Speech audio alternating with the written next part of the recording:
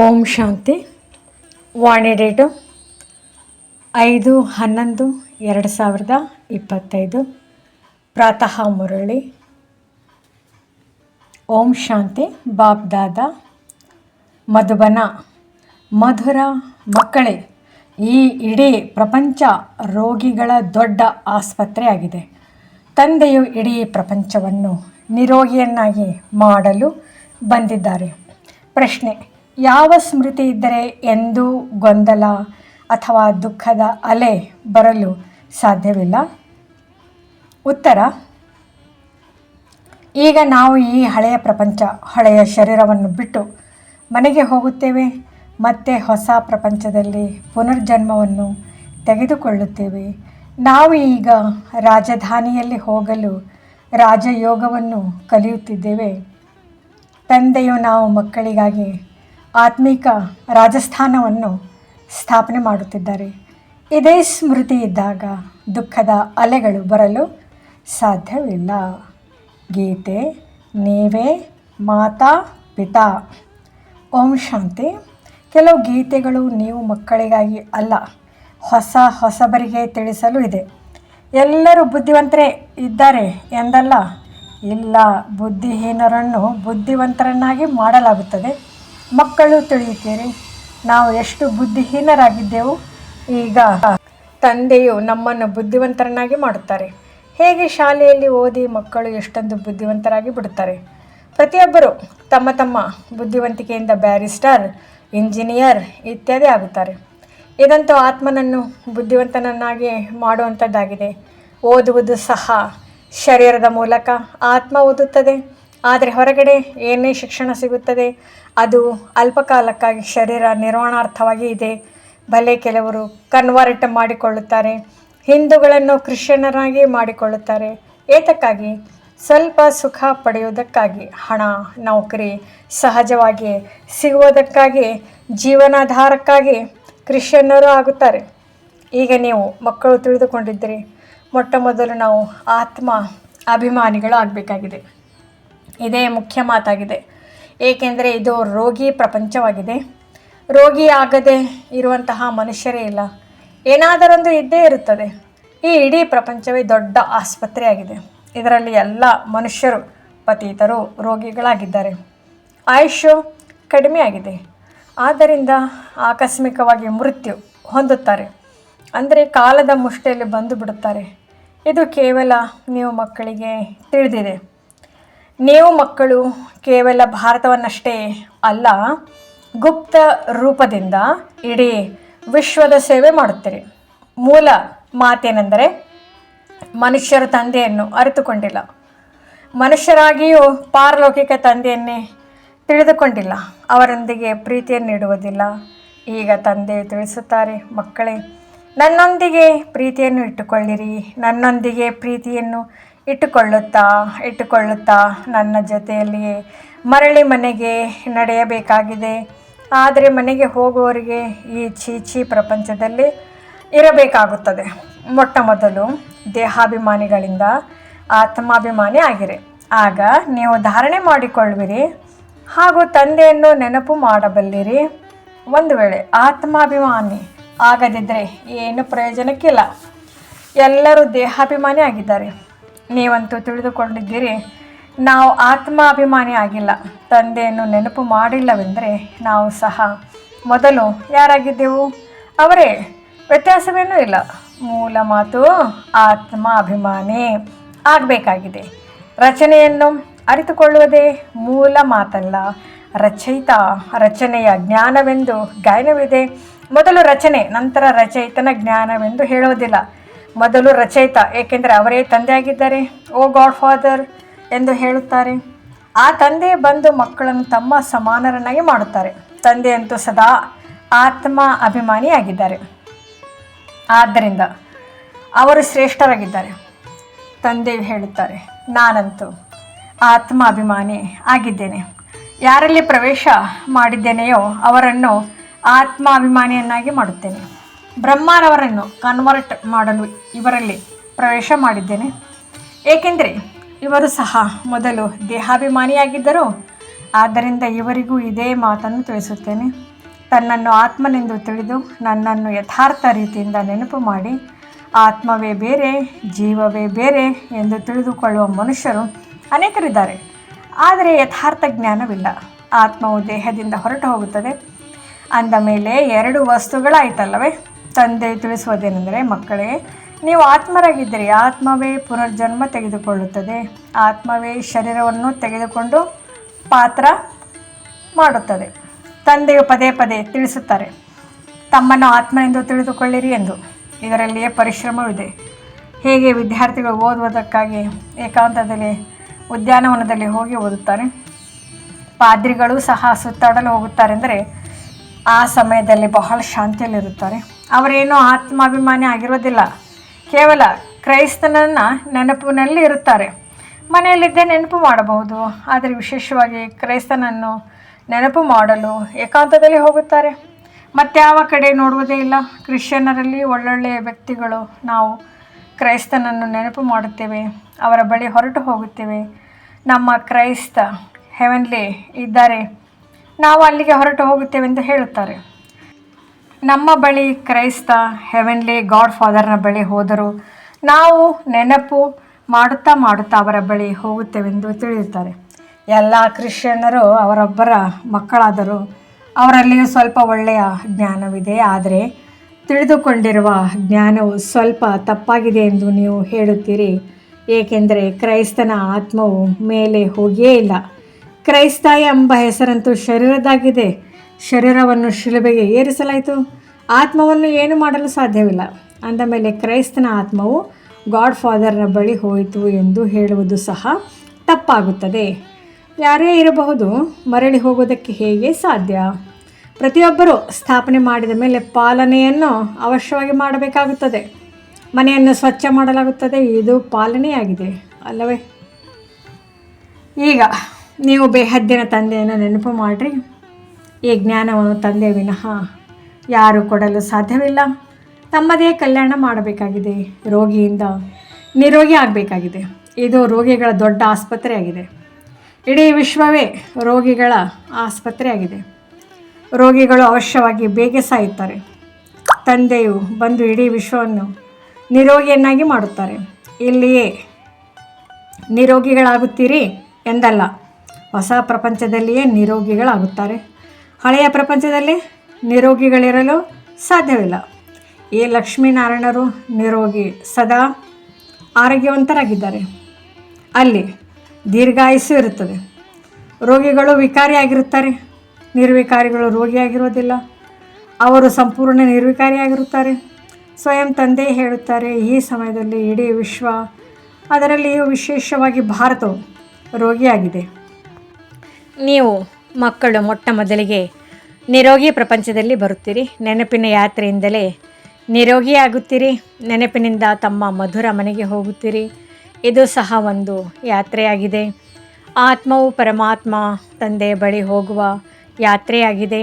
ಇದು ಆತ್ಮಿಕ ಯಾತ್ರೆಯಾಗಿದೆ. ಈ ಶಬ್ದವು ಯಾರಿಗೂ ಅರ್ಥವಾಗುವುದಿಲ್ಲ. ನೀವು ಸಹ ನಂಬರ್ ವಾರ್ ತಿಳಿದುಕೊಂಡಿದ್ದೀರಿ, ಆದರೆ ಮರೆತು ಹೋಗಿದ್ದೀರಿ. ಮೂಲ ಮಾತು ಇದಾಗಿದೆ. ಇದನ್ನು ತಿಳಿಸುವುದು ಸಹ ಬಹಳ ಸಹಜ. ಆದರೆ ಯಾರು ಸ್ವಯಂ ಆತ್ಮಿಕ ಯಾತ್ರೆಯಲ್ಲಿ ಇರುವರೋ ಅವರೇ ಅನ್ಯರಿಗೆ ತಿಳಿಸುವರು.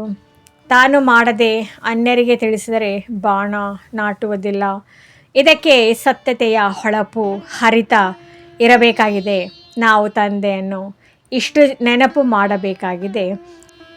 ಹೇಗೆ ಸ್ತ್ರೀ ತನ್ನ ಪತಿಯನ್ನು ಎಷ್ಟೊಂದು ನೆನಪು ಮಾಡುತ್ತಾಳೆ. ಇವರು ಪತಿಯರಿಗೂ ಪತಿ, ತಂದೆಯರಿಗೂ ತಂದೆ, ಗುರುಗಳಿಗೂ ಗುರು, ಗುರುಗಳು ಸಹ ಆ ತಂದೆಯನ್ನೇ ನೆನಪು ಮಾಡುತ್ತಾರೆ. ಕ್ರೈಸ್ತ ಸಹ ತಂದೆಯನ್ನೇ ನೆನಪು ಮಾಡುತ್ತಿದ್ದರು, ಆದರೆ ಅವರನ್ನು ಯಾರೂ ತಿಳಿದುಕೊಂಡಿಲ್ಲ. ತಂದೆಯು ಯಾವಾಗ ಬರುವರೋ ಬಂದು ತಮ್ಮ ಪರಿಚಯವನ್ನು ಕೊಡುತ್ತಾರೆ. ಭಾರತವಾಸಿಗಳಿಗೆ ಗೊತ್ತಿಲ್ಲವೆಂದರೆ ಅನ್ಯರಿಗೆ ಪರಿಚಯ ಎಲ್ಲಿಂದ ಸಿಗುತ್ತದೆ? ವಿದೇಶದಿಂದಲೂ ಇಲ್ಲಿಗೆ ಯೋಗವನ್ನು ಕಲಿಯುವುದಕ್ಕಾಗಿ ಬರುತ್ತಾರೆ. ಪ್ರಾಚೀನ ಯೋಗವನ್ನು ಭಗವಂತನು ಕಲಿಸಿದರೆಂದು ತಿಳಿಯುತ್ತಾರೆ. ಇದು ಭಾವನೆಯಾಗಿದೆ. ತಂದೆಯು ತಿಳಿಸುತ್ತಾರೆ, ಸತ್ಯವಾದ ಯೋಗವಂತೂ ನಾನೇ ಕಲ್ಪ ಕಲ್ಪ ಒಂದು ಬಾರಿ ಬಂದು ಕಲಿಸುತ್ತೇನೆ. ಮುಖ್ಯ ಮಾತಾಗಿದೆ, ತಮ್ಮನ್ನು ಆತ್ಮನೆಂದು ತಿಳಿದು ತಂದೆಯನ್ನು ನೆನಪು ಮಾಡಿ. ಇದಕ್ಕೆ ಆತ್ಮಿಕ ಯೋಗ ಎಂದು ಹೇಳಲಾಗುತ್ತದೆ. ಬಾಕಿ ಎಲ್ಲರದು ಶಾರೀರಿಕ ಯೋಗವಾಗಿದೆ. ಬ್ರಹ್ಮದೊಂದಿಗೆ ಯೋಗವನ್ನು ಇಡುತ್ತಾರೆ. ಅದು ತಂದೆ ಅಂತೂ ಅಲ್ಲ, ಅದಂತೂ ಮಹಾತತ್ವವಾಗಿದೆ, ಇರುವ ಸ್ಥಾನವಾಗಿದೆ. ಅಂದ ಮೇಲೆ ಸತ್ಯವಾಗಿರುವವರು ಒಬ್ಬ ತಂದೆಯೇ ಆಗಿದ್ದಾರೆ. ಒಬ್ಬ ತಂದೆಯನ್ನೇ ಸತ್ಯ ಎಂದು ಹೇಳಲಾಗುತ್ತದೆ. ಭಾರತವಾಸಿಗಳಿಗೆ ತಂದೆಯೇ ಸತ್ಯ ಹೇಗೆ ಎನ್ನುವುದು ಗೊತ್ತಿಲ್ಲ. ಅವರೇ ಸತ್ಯಖಂಡದ ಸ್ಥಾಪನೆ ಮಾಡುತ್ತಾರೆ. ಸತ್ಯಖಂಡ ಮತ್ತು ಅಸತ್ಯಖಂಡ. ನೀವು ಯಾವಾಗ ಸತ್ಯಖಂಡದಲ್ಲಿರುತ್ತೀರಿ ಆಗ ಅಲ್ಲಿ ರಾವಣ ರಾಜ್ಯವೇ ಇರುವುದಿಲ್ಲ. ಅರ್ಧ ಕಲ್ಪದ ನಂತರ ರಾವಣ ರಾಜ್ಯ ಅಸತ್ಯಖಂಡವು ಪ್ರಾರಂಭವಾಗುತ್ತದೆ. ಸತ್ಯಖಂಡ ಪೂರ್ಣ ಸತ್ಯಯುಗಕ್ಕೆ ಹೇಳಲಾಗುತ್ತದೆ. ನಂತರ ಅಸತ್ಯಖಂಡ ಪೂರ್ಣ ಕಲಿಯುಗದ ಅಂತ್ಯ. ಈಗ ನೀವು ಸಂಗಮದಲ್ಲಿ ಕುಳಿತಿದ್ದೀರಿ. ಈ ಕಡೆಯೂ ಇಲ್ಲ, ಆ ಕಡೆಯೂ ಇಲ್ಲ. ನೀವು ಯಾತ್ರೆ ಮಾಡುತ್ತೀರಿ. ಆತ್ಮವು ಯಾತ್ರೆ ಮಾಡುತ್ತಿದೆ, ಶರೀರವಲ್ಲ. ತಂದೆಯು ಬಂದು ಯಾತ್ರೆ ಮಾಡುವುದನ್ನು ಕಲಿಸುತ್ತಿದ್ದಾರೆ. ಇಲ್ಲಿಂದಲೇ ಅಲ್ಲಿಗೆ ಹೋಗಬೇಕಾಗಿದೆ. ಇದನ್ನು ನಿಮಗೆ ಕಲಿಸುತ್ತಾರೆ. ಆ ಮನುಷ್ಯರು ನಂತರ ನಕ್ಷತ್ರ, ಚಂದ್ರ ಮುಂತಾದ ಕಡೆ ಹೋಗುವ ಯಾತ್ರೆ ಮಾಡುತ್ತಾರೆ. ಈಗ ನೀವು ತಿಳಿದಿದ್ದೀರಿ, ಅದರಲ್ಲಿ ಯಾವುದೇ ಲಾಭವಿಲ್ಲ. ಈ ವಸ್ತುಗಳಿಂದಲೇ ಪೂರ್ಣ ವಿನಾಶವಾಗುವುದು. ಬಾಕಿ ಏನೆಲ್ಲ ಪರಿಶ್ರಮ ಪಡುತ್ತಾರೆ ಎಲ್ಲವೂ ವ್ಯರ್ಥವಾಗಿದೆ. ನೀವು ತಿಳಿದಿದ್ದೀರಿ, ಇವೆಲ್ಲ ವಸ್ತುಗಳು ಯಾವುದು ವಿಜ್ಞಾನದಿಂದ ಮಾಡುತ್ತಾರೆ ಅದು ಭವಿಷ್ಯದಲ್ಲಿ ನಿಮ್ಮದೇ ಕೆಲಸಕ್ಕೆ ಬರುತ್ತದೆ. ಈ ಡ್ರಾಮಾ ಮಾಡಲ್ಪಟ್ಟಿದೆ. ಬೇಹದ್ದಿನ ತಂದೆಯು ಬಂದು ಓದಿಸುತ್ತಾರೆಂದರೆ ಎಷ್ಟು ಗೌರವವನ್ನು ನೀಡಬೇಕು. ಹಾಗೆ ಶಿಕ್ಷಕನಿಗೂ ಬಹಳ ಗೌರವ ನೀಡುತ್ತಾರೆ. ಶಿಕ್ಷಕರು ಆದೇಶ ಕೊಡುತ್ತಾರೆ, ಚೆನ್ನಾಗಿ ಓದಿ ಉತ್ತೀರ್ಣರಾಗಿ ಎಂದು. ಒಂದು ವೇಳೆ ಆದೇಶವನ್ನು ಪಾಲಿಸುವುದಿಲ್ಲವೆಂದರೆ ಅನುತ್ತೀರ್ಣರಾಗಿ ಬಿಡುತ್ತೀರಿ. ತಂದೆ ತಿಳಿಸುತ್ತಾರೆ, ವಿಶ್ವದ ಮಾಲೀಕರಾಗಲು ನಿಮಗೆ ಓದಿಸುತ್ತೇನೆ. ಈ ಲಕ್ಷ್ಮೀನಾರಾಯಣರು ಮಾಲೀಕರಾಗಿದ್ದಾರೆ. ಭಲೆ ಪ್ರಜೆಗಳು ಮಾಲೀಕರಾಗಿದ್ದಾರೆ. ಆದರೆ ಪದವಿಯಂತೂ ಬಹಳ ಇವೆ ಅಲ್ಲವೇ? ಭಾರತವಾಸಿಗಳು ಸಹ ನಾವು ಮಾಲೀಕರೆಂದು ಎಲ್ಲರೂ ಹೇಳುತ್ತಾರಲ್ಲವೇ? ಬಡವರು ಸಹ ಭಾರತದ ಮಾಲೀಕರೆಂದು ತಮ್ಮನ್ನು ತಿಳಿಯುತ್ತಾರೆ. ಆದರೆ ರಾಜ ಮತ್ತು ಅವರಲ್ಲಿ ಎಷ್ಟು ವ್ಯತ್ಯಾಸವಿದೆ. ಜ್ಞಾನದಿಂದ ಪದವಿಯ ವ್ಯತ್ಯಾಸವಾಗಿ ಬಿಡುತ್ತದೆ. ಜ್ಞಾನದಲ್ಲಿಯೂ ಬುದ್ಧಿವಂತಿಕೆ ಇರಬೇಕು. ಪವಿತ್ರತೆಯೂ ಸಹ ಅವಶ್ಯವಾಗಿದೆ. ಅಂದ ಮೇಲೆ ಆರೋಗ್ಯ ಸಂಪತ್ತು ಬೇಕು. ಸ್ವರ್ಗದಲ್ಲಿ ಎಲ್ಲರೂ ಇರುತ್ತಾರಲ್ಲವೇ? ತಂದೆಯು ಗುರಿ ಉದ್ದೇಶವನ್ನು ತಿಳಿಸುತ್ತಾರೆ. ಇಡೀ ಪ್ರಪಂಚದಲ್ಲಿ ಮತ್ತಾರ ಬುದ್ಧಿಯಲ್ಲಿಯೂ ಈ ಗುರಿ ಉದ್ದೇಶವಿರುವುದಿಲ್ಲ. ನೀವು ತಕ್ಷಣ ನಾವು ಈ ರೀತಿ ಆಗುತ್ತೇವೆಂದು ಹೇಳುತ್ತೀರಿ. ಇಡೀ ವಿಶ್ವದಲ್ಲಿ ನಮ್ಮ ರಾಜಧಾನಿ ಆಗುತ್ತದೆ. ಇದಂತೂ ಈಗ ಪಂಚಾಯಿತಿ ರಾಜ್ಯವಾಗಿದೆ. ಮೊದಲು ಡಬಲ್ ಕಿರೀಟಧಾರಿಗಳಿದ್ದರು, ನಂತರ ಒಂದು ಕಿರೀಟ. ಈಗ ಕಿರೀಟವೇ ಇಲ್ಲ. ತಂದೆಯು ಮುರಳಿಯಲ್ಲಿ ಹೇಳಿದ್ದರು, ಇದು ಸಹ ಚಿತ್ರದಲ್ಲಿರಲಿ. ಡಬಲ್ ಕಿರೀಟಧಾರಿ ರಾಜರುಗಳ ಮುಂದೆ ಸಿಂಗಲ್ ಕಿರೀಟಧಾರಿಗಳು ತಲೆ ಬಾಗುತ್ತಾರೆ. ಈಗ ತಂದೆಯು ತಿಳಿಸುತ್ತಾರೆ, ನಾನು ನಿಮ್ಮನ್ನು ರಾಜರಿಗೂ ರಾಜ, ಡಬಲ್ ಕಿರೀಟಧಾರಿಗಳನ್ನಾಗಿ ಮಾಡುತ್ತೇನೆ. ಅದು ಅಲ್ಪಕಾಲಕ್ಕಾಗಿ. ಇದು 21 ಜನ್ಮಗಳ ಮಾತು. ಪಾವನರಾಗುವುದು ಮೊದಲು ಮುಖ್ಯ ಮಾತಾಗಿದೆ. ಬಂದು ಪತಿತರನ್ನು ಪಾವನರನ್ನಾಗಿ ಮಾಡಿ ಎಂದು ಸಹ ಕರೆಯುತ್ತಾರೆ. ರಾಜರನ್ನಾಗಿ ಮಾಡಿ ಎಂದು ಕರೆಯುವುದಿಲ್ಲ. ಈಗ ನೀವು ಮಕ್ಕಳದ್ದು ಬೇಹದ್ದಿನ ಸನ್ಯಾಸವಾಗಿದೆ. ಈ ಪ್ರಪಂಚದಿಂದಲೇ ನಮ್ಮ ಮನೆಗೆ ಹೋಗುತ್ತೇವೆ, ನಂತರ ಸ್ವರ್ಗದಲ್ಲಿ ಬರುತ್ತೇವೆ. ಯಾವಾಗ ನಾವು ಮನೆಗೆ ಹೋಗುತ್ತೇವೆ ನಂತರ ರಾಜಧಾನಿಯಲ್ಲಿ ಬರುತ್ತೇವೆ ಎಂದು ತಿಳಿಯುತ್ತೀರಿ, ಆಗ ಆಂತರ್ಯದಲ್ಲಿ ಖುಷಿ ಇರಬೇಕು. ಆದ್ದರಿಂದ ಮತ್ತೆ ತಬ್ಬಿಬ್ಬಾಗುವುದು, ದುಃಖ ಮುಂತಾದವೆಲ್ಲವನ್ನು ಏಕೆ ಇರಬೇಕು? ನಾವು ಆತ್ಮರು ಮನೆಗೆ ಹೋಗುತ್ತೇವೆ, ನಂತರ ಹೊಸ ಪ್ರಪಂಚದಲ್ಲಿ ಪುನರ್ಜನ್ಮವನ್ನು ತೆಗೆದುಕೊಳ್ಳುತ್ತೇವೆ. ಮಕ್ಕಳಿಗೆ ಸ್ಥಿರವಾಗಿರುವ ಖುಷಿ ಏಕೆ ಇರುವುದಿಲ್ಲ? ಮಾಯೆ ವಿರೋಧ ಬಹಳ ಇದೆ. ಆದ್ದರಿಂದ ಖುಷಿ ಕಡಿಮೆಯಾಗಿ ಬಿಡುತ್ತದೆ. ಪತಿತ ಪಾವನ ಸ್ವಯಂ ಹೇಳುತ್ತಾರೆ, ನನ್ನನ್ನು ನೆನಪು ಮಾಡಿ. ಆಗ ನಿಮ್ಮ ಜನ್ಮ ಜನ್ಮಾಂತರದ ಪಾಪ ಭಸ್ಮವಾಗಿ ಬಿಡುತ್ತದೆ. ನೀವು ಸ್ವದರ್ಶನ ಚಕ್ರಧಾರಿಗಳಾಗುತ್ತೀರಿ. ನಾವು ನಮ್ಮ ರಾಜಸ್ಥಾನದಲ್ಲಿ ಹೊರಟು ಹೋಗುತ್ತೇವೆಂದು ತಿಳಿಯುತ್ತೀರಿ. ಇಲ್ಲಿ ಭಿನ್ನ ಭಿನ್ನ ಪ್ರಕಾರದ ರಾಜರುಗಳಿದ್ದಾರೆ. ಈಗ ಮತ್ತೆ ಆತ್ಮಿಕ ರಾಜಸ್ಥಾನವಾಗಬೇಕಾಗಿದೆ. ಸ್ವರ್ಗದ ಮಾಲೀಕರಾಗಿ ಬಿಡುತ್ತೀರಿ. ಕ್ರಿಶ್ಚಿಯನ್ನರು ಹೆವೆನ್ ಅರ್ಥವನ್ನು ತಿಳಿದುಕೊಂಡಿಲ್ಲ. ಅವರು ಮುಕ್ತಿಧಾಮವನ್ನು ಹೆವೆನ್ ಎಂದು ಹೇಳಿಬಿಡುತ್ತಾರೆ. ಈ ರೀತಿ ಅಲ್ಲ, ಹೆವನ್ಲಿ ಗಾಡ್ ಫಾದರ್ ಹೆವನ್ಲಿ ಇರುತ್ತಾರೆ ಎಂದು. ಅವರಂತೂ ಇರುವುದೇ ಶಾಂತಿಧಾಮದಲ್ಲಿ. ಈಗ ನೀವು ಪ್ಯಾರಡೈಸ್ನಲ್ಲಿ ಹೋಗಲು ಪುರುಷಾರ್ಥ ಮಾಡುತ್ತೀರಿ. ಈ ವ್ಯತ್ಯಾಸವನ್ನು ತಿಳಿಸಬೇಕು. ಗಾಡ್ ಫಾದರ್ ಮುಕ್ತಿಧಾಮದಲ್ಲಿ ಇರುವವರಾಗಿದ್ದಾರೆ. ಹೆವೆನ್ ಹೊಸ ಪ್ರಪಂಚಕ್ಕೆ ಹೇಳಲಾಗುತ್ತದೆ. ಅಲ್ಲಂತೂ ಕ್ರಿಶ್ಚಿಯನರು ಇರುವುದಿಲ್ಲ. ತಂದೆ ಬಂದು ಪ್ಯಾರಡೈಸ್ ಸ್ಥಾಪನೆ ಮಾಡುತ್ತಾರೆ. ನೀವು ಯಾವುದಕ್ಕೆ ಶಾಂತಿಧಾಮವೆಂದು ಹೇಳುತ್ತೀರಿ ಅದನ್ನು ಅವರು ಹೆವೆನ್ ಎಂದು ತಿಳಿಯುತ್ತಾರೆ. ಇವೆಲ್ಲ ಮಾತುಗಳು ತಿಳಿದುಕೊಳ್ಳುವ ಮಾತುಗಳಾಗಿವೆ. ತಂದೆ ತಿಳಿಸುತ್ತಾರೆ, ಜ್ಞಾನವಂತೂ ಬಹಳ ಸಹಜವಾಗಿದೆ. ಇದು ಪವಿತ್ರರಾಗುವ ಜ್ಞಾನವಾಗಿದೆ. ಮುಕ್ತಿ ಜೀವನ್ಮುಕ್ತಿಯಲ್ಲಿ ಹೋಗುವ ಜ್ಞಾನವಾಗಿದೆ. ಇದನ್ನು ತಂದೆಯೇ ಕೊಡಬಲ್ಲರು. ಯಾವಾಗ ಯಾರನ್ನೇ ನೇಣಿಗೆ ಏರಿಸಲಾಗುತ್ತದೆ ಆಗ ಆಂತರ್ಯದಲ್ಲಿ ಇದೇ ಇರುತ್ತದೆ. ನಾವು ಭಗವಂತನ ಬಳಿ ಹೋಗುತ್ತೇವೆ. ನೇಣಿಗೆ ಏರಿಸುವವರು ಸಹ ಹೇಳುತ್ತಾರೆ, ಗಾಡ್ನ ನೆನಪು ಮಾಡಿ. ಪರಮಾತ್ಮನನ್ನು ಇಬ್ಬರೂ ತಿಳಿದುಕೊಂಡಿಲ್ಲ. ಅವರಿಗಂತೂ ಆ ಸಮಯದಲ್ಲಿ ಮಿತ್ರ ಸಂಬಂಧಿ ಮುಂತಾದವರು ನೆನಪಿಗೆ ಬರುತ್ತಾರೆ. ಗಾಯನವೂ ಇದೆ. ಅಂತ್ಯಕಾಲದಲ್ಲಿ ಯಾರು ಸ್ತ್ರೀಯರನ್ನು ಸ್ಮರಿಸಿದರೂ ಏನಾದರೆಂದು ನೆನಪು ಅವಶ್ಯವಾಗಿ ಇರುತ್ತದೆ. ಸತ್ಯದಲ್ಲಿ ಮೋಹಜೀತರಿರುತ್ತಾರೆ. ಅಲ್ಲಿ ಒಂದು ವಸ್ತ್ರವನ್ನು ಬಿಟ್ಟು ಇನ್ನೊಂದನ್ನು ತೆಗೆದುಕೊಳ್ಳುತ್ತಾರೆಂದು ತಿಳಿಯುತ್ತಾರೆ. ನೆನಪು ಮಾಡುವ ಅವಶ್ಯಕತೆ ಇಲ್ಲ. ಆದ್ದರಿಂದ ದುಃಖದಲ್ಲಿ ಎಲ್ಲರೂ ಸ್ಮರಣೆ ಮಾಡುತ್ತಾರೆ ಎಂದು ಹೇಳುತ್ತಾರೆ. ಆದರೆ ದುಃಖವಿದೆ, ಆದ್ದರಿಂದ ಭಗವಂತನಿಂದ ಏನಾದರೂ ಸಿಗಲಿ ಎಂದು ನೆನಪು ಮಾಡುತ್ತಾರೆ. ಅಲ್ಲಂತೂ ಎಲ್ಲವೂ ಪ್ರಾಪ್ತಿಯಾಗಿಯೇ ಇರುತ್ತದೆ. ನೀವು ಹೇಳಬಹುದು, ನಮ್ಮ ಉದ್ದೇಶ ಮನುಷ್ಯರನ್ನು ಆಸ್ತಿಕರನ್ನಾಗಿ ಮಾಡುವುದು, ಮಾಲೀಕರನ್ನಾಗಿ ಮಾಡುವುದಾಗಿದೆ. ಈಗ ಎಲ್ಲರೂ ನಿರ್ಧನಿಕರಾಗಿದ್ದಾರೆ. ನಾವು ಧನಿಕರಾಗುತ್ತೇವೆ. ಸುಖ ಶಾಂತಿ ಸಂಪತ್ತಿನ ಆಸ್ತಿ ಕೊಡುವಂಥವರು ತಂದೆ ಆಗಿದ್ದಾರೆ. ಈ ಲಕ್ಷ್ಮೀನಾರಾಯಣರದು ಎಷ್ಟು ದೊಡ್ಡ ದೀರ್ಘಾಯುಸ್ಸಿತ್ತು ಇದು ಸಹ ತಿಳಿಯುತ್ತಾರೆ. ಭಾರತವಾಸಿಗಳ ಮೊಟ್ಟ ಮೊದಲ ಆಯುಸ್ಸು ಬಹಳ ದೀರ್ಘವಾಗಿರುತ್ತಿತ್ತು. ಈಗ ಚಿಕ್ಕದಾಗಿದೆ. ಏಕೆ ಚಿಕ್ಕದಾಗಿದೆ ಎಂಬುದನ್ನು ಯಾರೂ ತಿಳಿದುಕೊಂಡಿಲ್ಲ. ತಿಳಿಯುವುದು ಮತ್ತು ಅನ್ಯರಿಗೆ ತಿಳಿಸುವುದಂತೂ ನಿಮಗೆ ಬಹಳ ಸಹಜವಾಗಿ ಬಿಟ್ಟಿದೆ.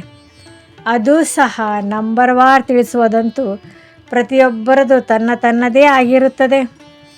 ಹೇಗೆ ಯಾರು ಧಾರಣೆ ಮಾಡುತ್ತಾರೆ ಹಾಗೆ ತಿಳಿಸುತ್ತಾರೆ. ಒಳ್ಳೆಯದು. ಮಧುರಾತಿ ಮಧುರ ಅಗಲಿ ಹೋಗಿ ಮರಳಿ ಸಿಕ್ಕಿರುವ ಮಕ್ಕಳ ಪ್ರತಿ ಮಾತಾಪಿತಾ ಬಾಪ್ದಾದಾರವರ ನೆನಪು ಪ್ರೀತಿ ಸುಪ್ರಭಾತ. ಆತ್ಮಿಕ ಮಕ್ಕಳಿಗೆ ಆತ್ಮಿಕ ತಂದೆಯ ನಮಸ್ತೆ. ಧಾರಣೆಗಾಗಿ ಮುಖ್ಯ ಸಾರ.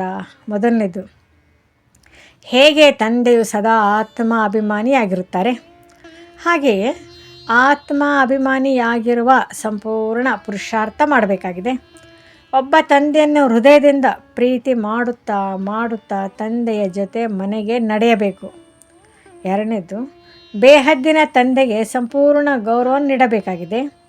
ಅರ್ಥಾತ್ ತಂದೆಯ ಆದೇಶದಂತೆ ನಡೆಯಬೇಕಾಗಿದೆ. ತಂದೆಯ ಮೊದಲ ಆದೇಶವಾಗಿದೆ, ಮಕ್ಕಳೇ ಚೆನ್ನಾಗಿ ಓದಿ ಉತ್ತೀರ್ಣರಾಗಿ ಬಿಡಿ. ಈ ಆದೇಶವನ್ನು ಪಾಲನೆ ಮಾಡಬೇಕಾಗಿದೆ. ವರದಾನ, ಶಕ್ತಿಶಾಲಿ ಸೇವೆಯ ಮೂಲಕ ನಿರ್ಬಲರಲ್ಲಿ ಬಲವನ್ನು ತುಂಬುವ ಸತ್ಯ ಸೇವಾಧಾರಿ ಭವ. ಸತ್ಯ ಸೇವಾಧಾರಿಯ ವಾಸ್ತವಿಕ ವಿಶೇಷತೆಯಾಗಿದೆ. ನಿರ್ಬಲರಲ್ಲಿ ಬಲವನ್ನು ತುಂಬಲು ನಿಮಿತ್ತರಾಗುವುದು. ಸೇವೆಯಂತೂ ಎಲ್ಲರೂ ಮಾಡುತ್ತಾರೆ, ಆದರೆ ಸಫಲತೆಯಲ್ಲಿ ಏನು ಅಂತರ ಕಂಡುಬರುವುದು ಅದಕ್ಕೆ ಕಾರಣವಾಗಿದೆ. ಸೇವೆಯ ಸಾಧನದಲ್ಲಿ ಶಕ್ತಿಯ ಕೊರತೆ. ಹೇಗೆ ಖಡ್ಗದಲ್ಲಿ ಒಂದು ವೇಳೆ ಹರಿತವಿಲ್ಲದೆ ಹೋದರೆ ಖಡ್ಗದ ಕೆಲಸ ಮಾಡುವುದಿಲ್ಲ, ಅದೇ ರೀತಿ ಸೇವೆಯ ಸಾಧನಗಳಲ್ಲಿ ಒಂದು ವೇಳೆ ನೆನಪಿನ ಶಕ್ತಿ ಎಂಬ ಹರಿತ ಇಲ್ಲದೆ ಹೋದರೆ ಸಫಲತೆ ಇರುವುದಿಲ್ಲ.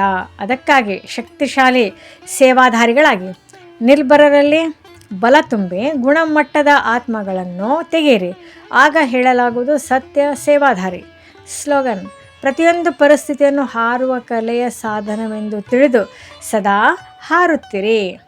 ಅವ್ಯಕ್ತ ಸೂಚನೆ, ಅಶರೀರಿ ಅಥವಾ ವಿದೇಹಿ ಸ್ಥಿತಿ ಅಭ್ಯಾಸ ಹೆಚ್ಚಿಸಿ. ಅಶರೀರಿಯಾಗುವುದು ಸಹಜವಾಗಿದೆ, ಆದರೆ ಯಾವ ಸಮಯ ಯಾವುದೇ ಮಾತು ಮುಂದೆ ಬರಲಿ, ಯಾವುದೇ ಸರ್ವೀಸ್ನ ಜಂಜಾಟ ಮುಂದೆ ಬರಲಿ, ಯಾವುದೇ ಏರುಪೇರಿನಲ್ಲಿ ತರುವಂತಹ ಪರಿಸ್ಥಿತಿಗಳಿರಲಿ, ಇಂತಹ ಸಮಯದಲ್ಲಿ ಯೋಚಿಸಿ ಮತ್ತು ಅಶರೀರಿಯಾಗಿ ಬಿಡಿ. ಇದಕ್ಕಾಗಿ ಬಹಳ ಸಮಯದ ಅಭ್ಯಾಸ ಬೇಕಾಗಿದೆ. ಯೋಚಿಸುವುದು ಮತ್ತು ಮಾಡುವುದು ಜೊತೆಯಲ್ಲಿ ನಡೆಯಲಿ. ಆಗ ಅಂತಿಮ ಪೇಪರ್ನಲ್ಲಿ ಪಾಸ್ ಆಗಬಹುದು. ಓಂ ಶಾಂತಿ.